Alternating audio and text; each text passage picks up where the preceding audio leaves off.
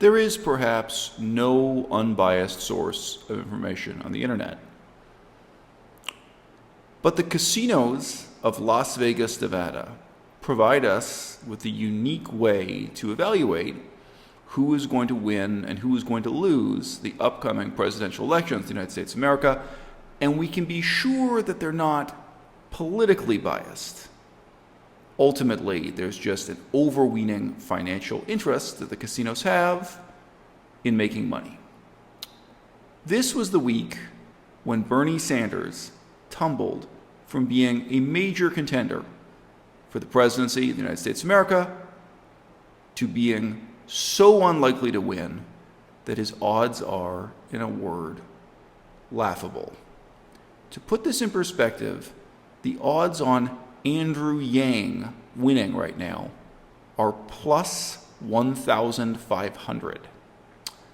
So with this system of arithmetic notation, plus 1,500 means if you go into a casino in Las Vegas and put down a $100 bet on Andrew Yang, and then Andrew Yang wins the presidency of the United States, your prize, your winnings, will be $1,500.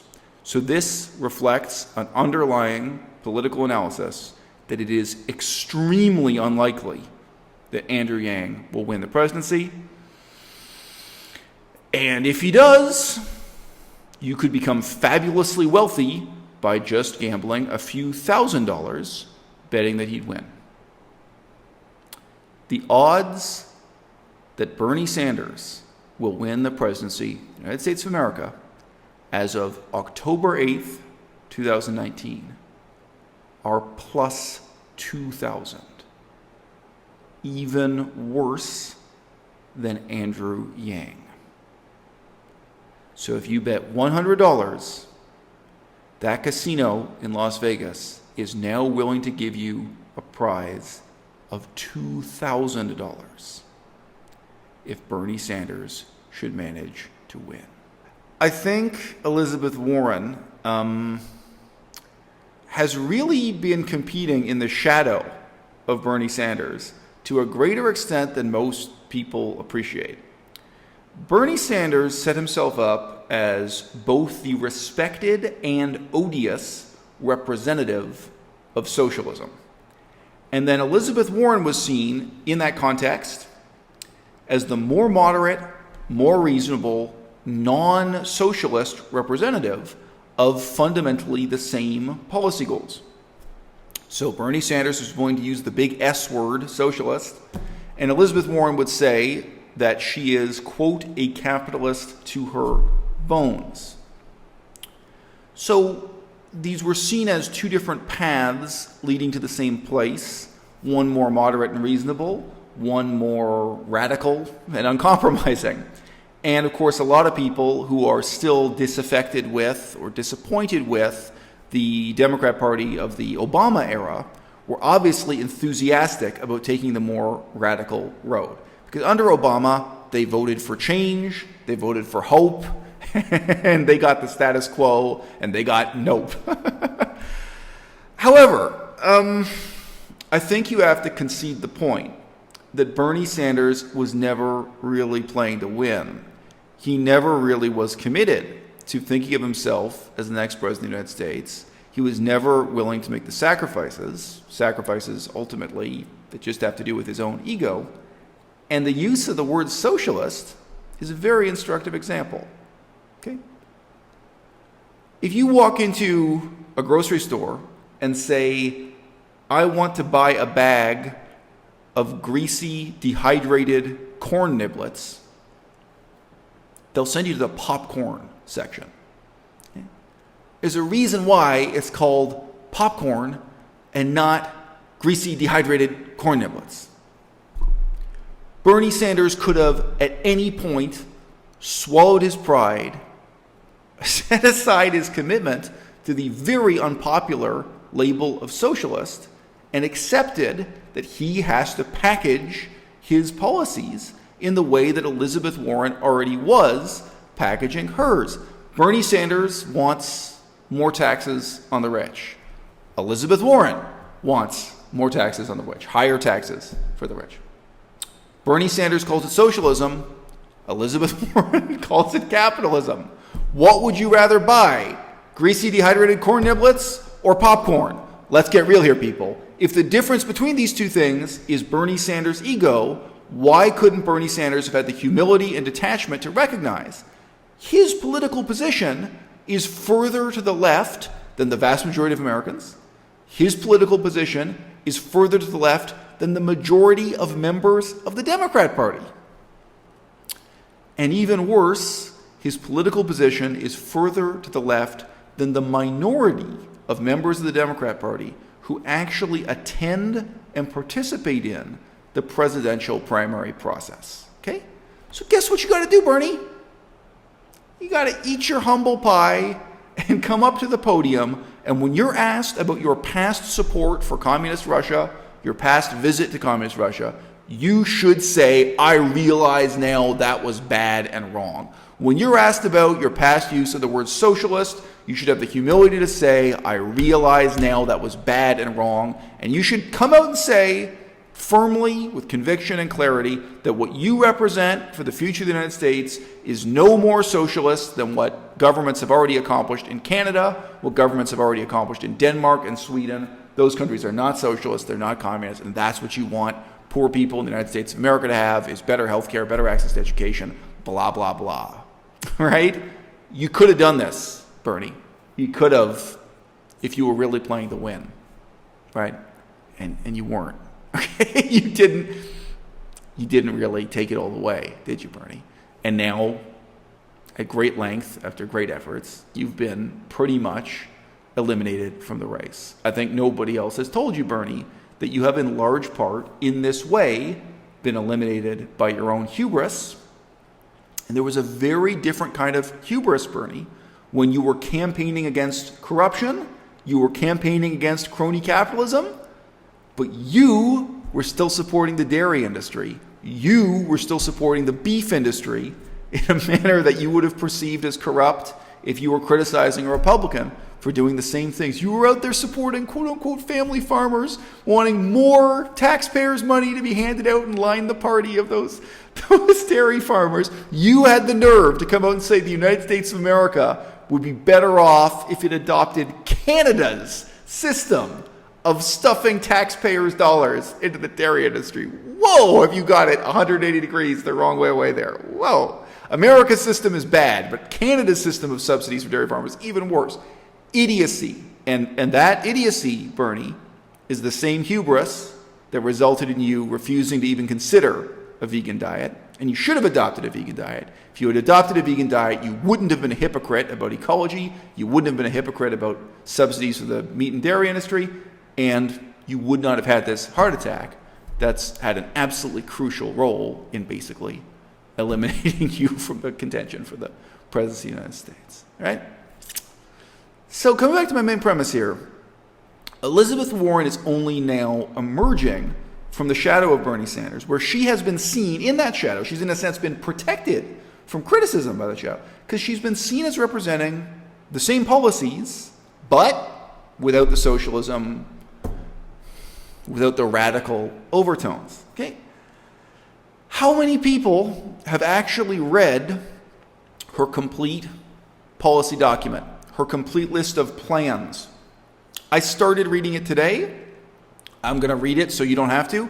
I'm going to come out and make a YouTube video about it probably tomorrow, possibly the next day. I'm going to go through it and take notes, and I'm going to tell you what I think. But I started reading it today, and let me tell you something.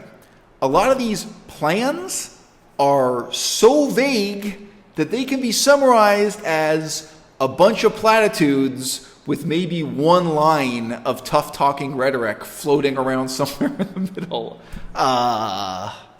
The Elizabeth Warren plan on foreign policy is, it's time for our troops to come home. I'm not kidding. You know, it's got a couple paragraphs of text. That's the only sentence fragment that counts. Nobody's been cross-examining her or really questioning her on this because, again, until recently, she was in the shadow of Bernie Sanders and she was just presumed to be a less radical version of the same objectives. Well, Bernie Sanders talks about dramatically reducing the military budget. We've just seen, again, to give the precise date, today is October 9th, 2019. We have just seen the ludicrous backlash from both the left and the right when Donald Trump tries to take our troops home from Syria, from a war for the future of Kurdistan that the American public has no interest in pursuing. And both the left and the right are telling him he's dead wrong to bring his troops home. It's never been a harder time to be a pro-peace candidate in America. What is really meant by Elizabeth Warren's very vague commitment to bring our troops home? What does that mean for the conflict in Yemen? What does that mean for the very real and ongoing conflict between Israel and Iran, which is not a Cold War and is not a phony war? It's a very real ongoing war that stretches out territorially between Israel and Iran, including territory of Iraq and Syria right now. There have been aerial bombardments. There are armed men on the ground. The armed men are giving interviews to Reuters, to the mainstream press. It's a war that's unfolding as we speak. And the left of center press, including the New York Times, they all want to pretend that Iran is baseless hysteria. It's not. Donald Trump may not know what he's talking about, but left-wing news sources like the Young Turks also do not know what they're talking about on the Iran versus Israel issue. And we could go down the list. A huge number of conflicts all around the world that America has gotten a toe into, or sometimes you've put in the whole leg. What is she really committed to? War comes at a terrible price. Peace comes at a price also. Do you want to abandon Afghanistan? Yes or no? If America abandons Afghanistan, the Taliban will take over. And the Taliban will literally burn down the women's colleges, the women's schools, the female equality educational institutions that American taxpayers created. They will burn the ballot boxes. They will destroy the basis for democracy in that country, and there will never be elections in Afghanistan again. There will be no more freedom of speech. They will revert to a totalitarian form of government, and the whole world is going to sit there and watch. And the Taliban, they upload to YouTube. They're going to film it and put it on the internet, and they're going to laugh at the failure of American imperialism. They're going to burn the flag, and they're going to throw a party. I don't think there will be cocktails. I think that'll be an alcohol-free party. And then you know what they're going to do after that? They're going to become the world's major crossroads of both opium production and terrorist training. And there's a little saying in Afghanistan. You may not know this about Afghan culture. Quote, I waited 100 years to take my revenge, and still I acted too soon. Afghanistan is a vendetta culture. Their vendetta against the United States will never end. And you know what? It won't just be the Taliban that has that vendetta. It won't just be your enemies. It'll be the allies that you abandon. You know what? American war in Afghanistan, deeply morally flawed, sold to the American public on a totally false rationale, totally false set of reasons presented to the public for why America should fight it. But you know what? The position you're in now is you've created a very delicate secular democracy. It's just barely secular. It's just barely democracy. It just barely exists. And it's surrounded by fundamentalist barbarians who want to tear it down. There will be a price in blood. War is expensive. Peace, also expensive. Right? And I don't know what Elizabeth Warren's position is. Nobody knows what her real position is on any of these issues. I think it's understandable. People have been cross-examining Bernie Sanders. They've been cross-examining Donald Trump. They've been cross-examining Joe Biden. And only now is Elizabeth Warren really going to emerge from those shadows and face the kind of scrutiny and cross-examination that any candidate taken seriously in the election honestly should face. Okay? So Elizabeth Warren right now is the odds-on favorite to win. The Vegas odds for Donald Trump are plus 125. Makes sense because he's already in office. The odds for Elizabeth Warren are plus 250. The odds for Joe Biden are a big step back at plus 700. Okay? Elizabeth Warren more likely to win than Joe Biden, according to Las Vegas, Nevada casino odds, okay? Then Andrew Yang at 1,500. Then Bernie Sanders at plus 2,000. The odds of Bernie Sanders winning right now are even with Pete Buttigieg, which is to say the likelihood is almost nothing. There are a lot of morals to this story already, and the story ain't over yet. Guys, in politics, if you're playing to win, it takes personal commitment. You have to be clear about matters of principle, but it also takes tremendous personal sacrifice. I think Bernie Sanders could never have won because he wasn't willing to make those sacrifices.